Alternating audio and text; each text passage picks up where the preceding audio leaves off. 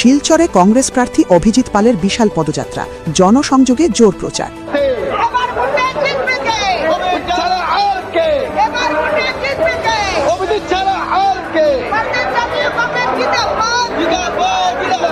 একশো 18 নম্বর শিলচর বিধানসভা সমষ্টিতে ভারতীয় জাতীয় কংগ্রেসের প্রার্থী অভিজিৎ পালের নেতৃত্বে 28 মার্চ শনিবার আয়োজিত হল এক বিশাল পদযাত্রা।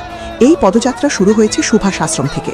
এরপর college road, Changkuri road, Chengkuri point, national highway, Chandmari road, Vivekananda road, Shishu Mandir road, Bharat Sevashram Sangha, Matrimandir lane সহ শহরের একাধিক গুরুত্বপূর্ণ এলাকা অতিক্রম করবে এই র্যালি।